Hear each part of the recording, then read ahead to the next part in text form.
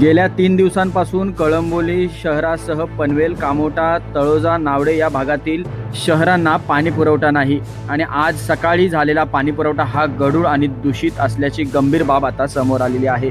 पाण्यासाठी नागरिकांना मोठी कसरत करावी लागत आहे। दरम्यान आज सकाळी काही भागांमध्ये पाणी पुरवठा सुरळीत करण्यासाठी उपाययोजना करण्यात आल्या, मात्र पाणी सुरू झाल्यानंतर अनेक ठिकाणी नळातून दूषित आणि गढूळ पाणी येत असल्याच्या तक्रारी समोर आलेल्या आहेत। कळंबोलीसह पनवेल आणि कामोठे परिसरातील काही भागांमध्ये नागरिकांना मिळणारे पाणी काळसर आणि गढूळ असल्याचे दिसून आलेले आहे। पिण्याच्या पाण्याची ही अवस्था पाहून नागरिकांमध्ये तीव्र संताप व्यक्त केला जात आहे।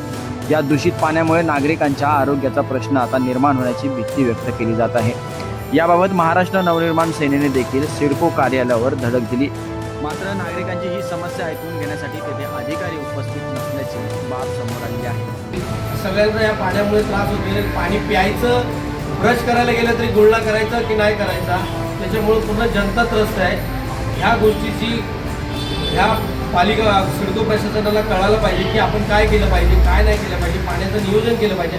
आज शनिवार रविवार असलं तरी पण तुम्ही गेल्या 2 दिवसापूर्वी तुम्ही पाण्याचा तुम्ही सांगताय की 36 तासाचा ब्लॉक आहे, त्यानंतर तुम्ही जर इथं उपलब्ध नसतील, रविवार असू दे, आम्ही बोलतो मान्य करतो रविवार आहे, पण तुम्ही आज पाण्याचं नियोजन करून तुम्ही आज सुट्टी घेतली तरी चालली असेल ना। तुम्ही पाण्याचं नियोजन नाही केलं, काही नियोजन नाही केलं आणि आज इथे आम्ही आलोय, इथे कोणच नाही आहे।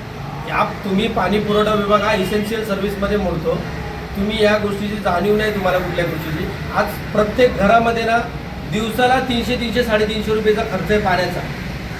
हे जबाबदारी कोण घेणार आहे? आणि हे पाणी पिलं आणि ह्याच्या पुढे जर काय घटना घडल्या, लहान मुलांना, माणसांना, कोणाला, ज्येष्ठ नागरिकांना काय त्रास झाला, याची जबाबदारी सिडको प्रशासन घेईल का?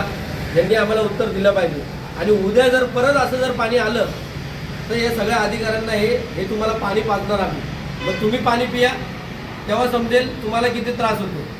आता तर या 2 ते 3 दिवसात सामान्य नागरिकांनी पैसे नसतानाही तरी त्यांनी जार विकत घेतले, बिसलेऱ्या विकत घेतल्यात का? कारण त्यांना जगायचं आहे, त्यासाठी विकत घेतलंय। त्याच्यामुळे